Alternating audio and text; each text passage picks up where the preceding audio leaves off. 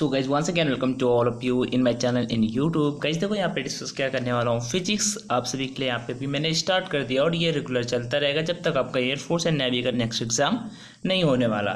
So without wasting lots of time अपना video start करते हैं। This is the part second and यहाँ पे मैं फिर से अपना 25 MCQ लेके आया हूँ। इसका पीडीएफ आपको मेरे टेलीग्राम चैनल ऑनलाइन एजुकेशन पे देखने को मिल जाएगा। अगर आपको कोई भी डाउट बनता है देन कमेंट सेक्शन है और एक मेरा टेलीग्राम चैनल और भी है जहाँ पे आप आके मुझसे चैट भी कर सकते हैं। सो सारे के सारे लिंक आपको डिस्क्रिप्शन बॉक्स में देखने को मिल जाएंगे।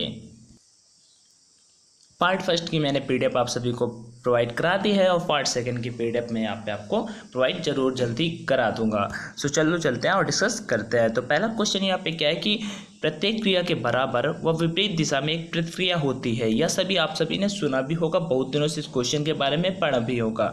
सो देखो ये किसका नियम है, न्यूटन की गति का विषयक प्रथम नियम, न्यूटन का गति विषयक द्वितीय नियम या फिर न्यूटन के गति विषयक तृतीय नियम या फिर उपरोक्त में से कोई नहीं। सो न्यूटन थर्ड लॉ की बिल्कुल डिफिनेशन लिखा हुआ है कि प्रत्येक क्रिया के बराबर एवं विपरीत दिशा में प्रतिक्रिया होती है या न्यूटन का थर्ड लॉ है। तो राइट आंसर अपना सर कौन सा हो जाएगा, ऑप्शन नंबर सी राइट था।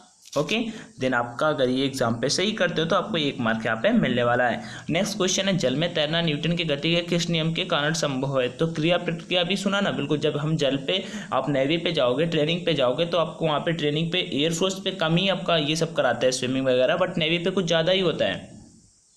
सो जल में तैरना न्यूटन की गति के किस नियम के कारण संभव है, तृतीय नियम के कारण संभव है। रीजन आप सभी जानते हो कि क्रिया प्रतिक्रिया का सब कुछ ठीक है ना। सो आपको Newton first second and third law तो तीनों के तीनों आपको पता ही होगा। न्यूटन का प्रथम नियम बल की परिभाषा देता है, उसी को जड़त्व का नियम कहते हैं, ठीक है। और न्यूटन का द्वितीय नियम F = ma पता होगा आपको, ठीक है। Force = mass × acceleration. Now the next question क्या है, तो इसका आंसर तृतीय नियम हो गया। अगला क्वेश्चन क्या है, कोई पिंड तब तक विरामावस्था में ही बना रहेगा जब तक उस पर भी कोई बायबल कार्य ही करता है। यह कथन किसका है, न्यूटन का, आइंस्टाइन का, आर्किमिडीज का, गैलीलियो का। ओके मतलब कि आपने अभी मैंने बोला ना बल की परिभाषा न्यूटन के प्रथम नियम से आती है। जड़त्व बिल्कुल सेम डेफिनेशन देता है, जड़त्व के प्रथम नियम को ही न्यूटन का नियम कहते हैं, ठीक है। सो इसका राइट आंसर क्या हो जाएगा भाई, कोई पिंड तब तक विरामावस्था में बना रहेगा जब तक उस पर कोई बायबल कार्य ही करता है। यह कथन किसका है, यह कथन न्यूटन का है। सो राइट आंसर ए नंबर था। बल की परिभाषा आती है न्यूटन के किस नियम से, प्रथम, द्वितीय, तृतीय या गुरुत्वाकर्षण नियम से। सो बताओ भाई, डिफिनीशन ऑफ फोर्स कहाँ से आती है, गति के फर्स्ट नियम से, गति के फर्स्ट लॉ से, ठीक है। जब तक कोई वस्तु विरामावस्था में है, विराम में है तो विराम में ही रहेगी जब तक हम उस पर कोई ना कोई फोर्स ना लगाएं, ठीक है। वो मूव करेगी जब तक, मतलब तभी मूव करेगी जब तक हम उस पर मतलब टच नहीं करेंगे।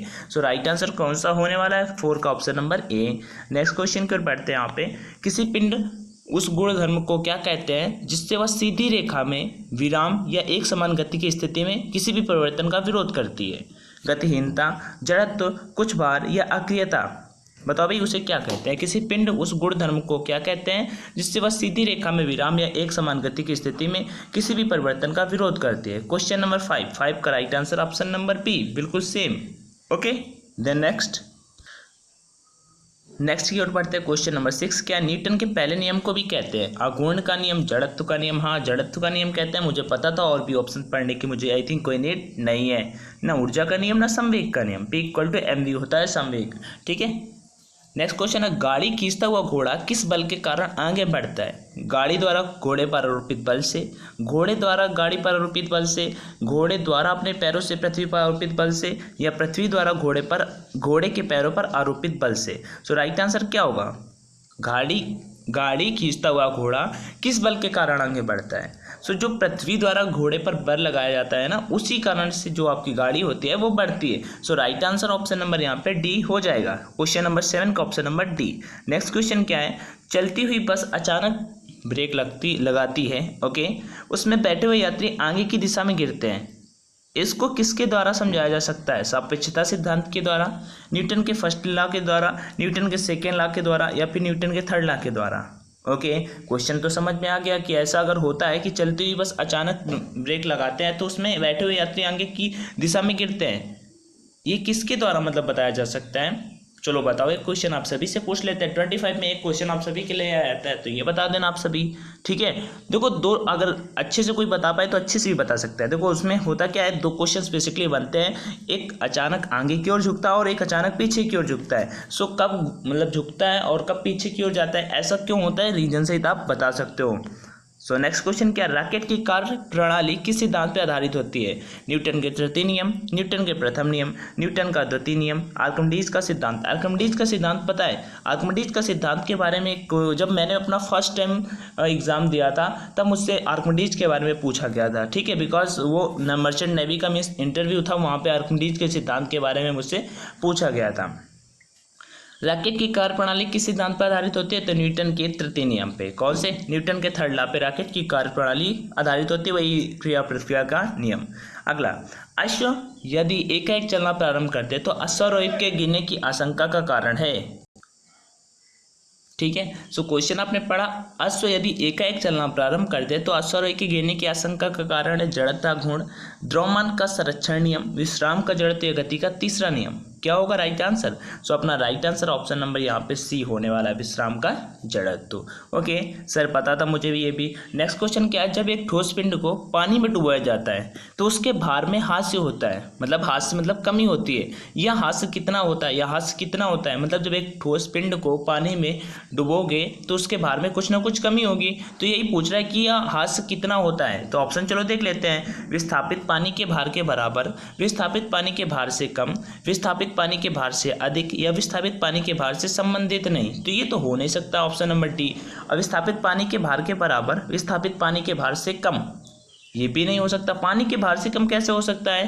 ठीक है, राइट आंसर अपना जो होगा वो होगा विस्थापित पानी के भार के बराबर ही जब उसमें लगेगा तब जाके उसका हास मीन्स उस बेस पे हम पता लगा पाएंगे। जब एक ठोस पिंड को पानी में डुबोया जाता है तो उसके भार में हास होता है, यह हास कितना होता है? विस्थापित पानी के भार के बराबर। ऑप्शन नंबर ए यहाँ पे राइट था। नेक्स्ट क्वेश्चन क्या है, बर्फ पानी में तैरती है परंतु एल्कोहल में डूब जाती है, क्योंकि पानी एल्कोहल की अपेक्षा पारदर्शी होता है? ऐसा तो नहीं है। बर्फ पानी के जमने से बनती है? नहीं, ऐसा भी नहीं है। बर्फ ठोस है जबकि द्रव है, ये तो समझ में ही नहीं आया ऑप्शन। अगला क्या है, बर्फ पानी से हल्की होती है तथा एल्कोहल से भारी होती है। हाँ बिल्कुल बात सही है कि बर्फ जो होती है पानी से तो बर्फ हल्की होती है, ठीक है, आइस जो होती है वो वाटर से सॉफ्ट होती है, नॉर्मल होती है, बट एल्कोहल से अपना भारी होती है। सो राइट आंसर ऑप्शन नंबर यहाँ पे क्या हो जाएगा, 12 का डी।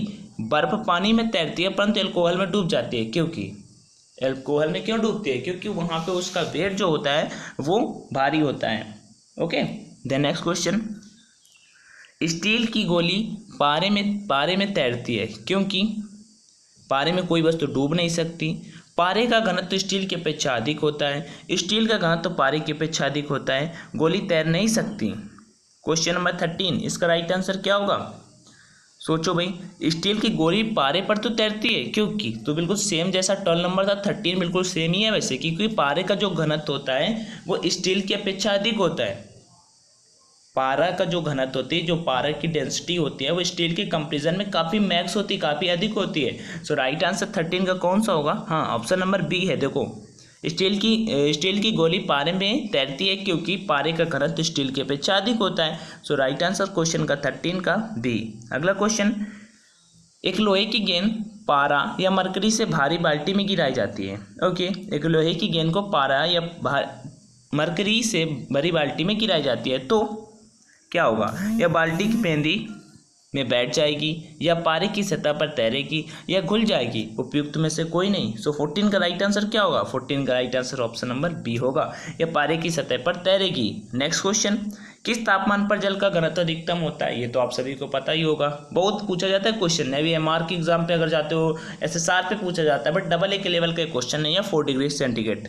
अगला क्वेश्चन, वस्तु की मात्रा बदलने पर अपवर्तित रहेगा, वस्तु की मात्रा बदलने पर अपवर्तित रहेगा। Question number 16, density.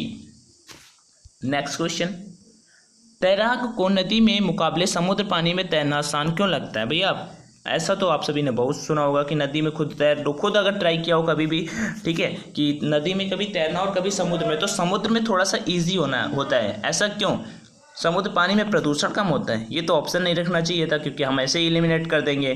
Question number 17, समुद्री तरंगे तैराक को तैरने में सहायक होती हैं, ऐसा है क्या? ऐसा भी नहीं है। समुद्री पानी का घनत्व तो साधारण पानी से ज़्यादा होता है। डेंसिटी जो समुद्री पानी में सी वाटर की होती है वो नॉर्मल वाटर से काफ़ी ज़्यादा होती है। सो राइट आंसर ऑप्शन नंबर यहाँ पे सी होने वाला था। अगला क्वेश्चन क्या है? वायुमंडल में बादलों के तैरने का कारण है। एटमॉस्फेयर में जो अपने क्लाउड्स हैं उनके तैरने का क्या रीज़न है? सो निम्न दाब, निम्न घनत्व, निम्न श्यायनता या निम्न तापमान। सो अपना राइट आंसर ऑप्शन नंबर यहाँ पे बी होने वाला है, निम्न घनत्व। अगला क्वेश्चन क्या है यहाँ पे? क्वेश्चन नंबर 19, समुद्र में प्लवन कर, भैया ये अभी इसी बार कुछ दिनों पहले हुए एयरफोर्स के एग्जाम पे, लास्ट टाइम आई थिंक हुआ था जब एग्जाम, तो आया था ये क्वेश्चन। समुद्र में प्लवन करने आइसबर्ग का कितना भाग समुद्र की सतह से ऊपर रहता है? तो 1/10। क्वेश्चन नंबर 19 का ऑप्शन नंबर बी 1/10। अगला क्वेश्चन, बांध के नीचे की दीवार मोटी बनाई जाती है क्योंकि गहराई बढ़ने के साथ साथ द्रव का दाब बढ़ता है, गहराई बढ़ने के साथ द्रव का दाब घटता है, गहराई बढ़ने के साथ द्रव का घनत्व बढ़ता है, गहराई बढ़ने के साथ द्रव का घनत्व घटता है। क्या होगा राइट आंसर? तो बांध के नीचे की दीवारें जो होती हैं गाइस वो मोटी बनाई जाती हैं, ऐसा क्यों किया जाता है? सो इसका right answer option number A हो जाएगा, क्योंकि जैसे जैसे गहराई बढ़ती जाती है ना उसका द्रव मीन्स लिक्विड का जो दाब होता है ना वो बढ़ता जाता है। सो 20 का right answer option number A. Next question क्या है यहाँ पे? बर्फ पर स्केटिंग करना प्रदर्शित करता है कि दाब बढ़ाने पर बर्फ का गलनांक। बर्फ पर स्केटिंग करना प्रदर्शित करता है कि दाब बढ़ाने पर बर्फ का गलनांक बढ़ जाता है, घट जाता है, परिवर्तित रहता है, पहले घटता है फिर बढ़ता है। 21 का राइट आंसर क्या होगा? सो 21 का right answer option number B होने वाला है कि घट जाता है। ठीक है, कि बर्फ पर स्केटिंग करना प्रदर्शित करता है कि दाब बढ़ाने पर बर्फ का गलनांक घट जाता है। नेक्स्ट क्वेश्चन, चौराहों पर पानी के फुहारे में गेंद नाचती रहती है क्योंकि पानी का वेग अधिक होने से दाब घट जाता है, पानी का वेग अधिक होने से दाब अधिक हो जाता है, पानी के पृष्ठ तनाव के कारण, या फिर नेक्स्ट ऑप्शन पानी के संयंत्र के कारण। ये नहीं होने वाला। तो क्वेश्चन 22 क्या होगा? चौराहों पर पानी के फुहारे में गेंद नाचती रहती है क्योंकि पानी का वेग अधिक होने से दाब घट जाता है। बिल्कुल बात सही है। सो ऑप्शन नंबर यहाँ पे राइट कौन सा हो जाएगा? ए नंबर। नेक्स्ट क्वेश्चन की ओर बढ़ते हैं।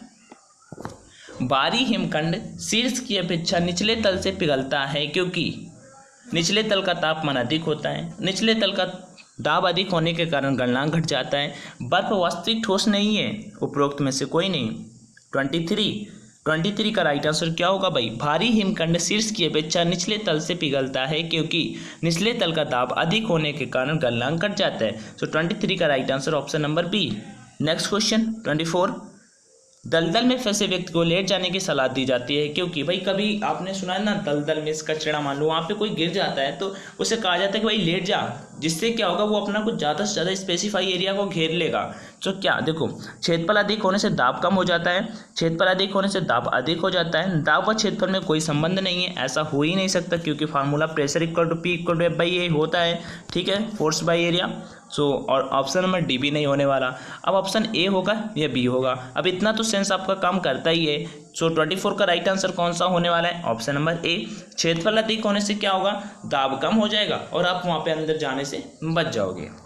नेक्स्ट क्वेश्चन, बर्फ के दो टुकड़ों को, अच्छा किसने बर्फ के दो टुकड़ों को, किस साइंटिस्ट ने आपस में ऐसे चिपका दिया था?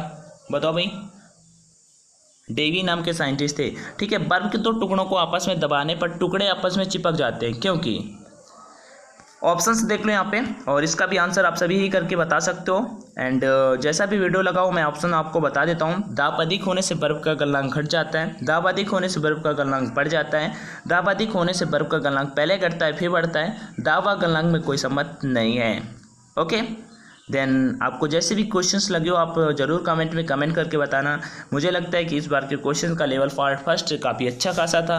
So thank you for watching this video and if you have any query then आप मुझसे ज़रूर आस्क कर सकते हो। So thanks for watching this video and if you like this video please hit the like button and subscribe to my channel. Thanks, bye bye, take care, जय हिंद, जय Bharat and Vande Mataram.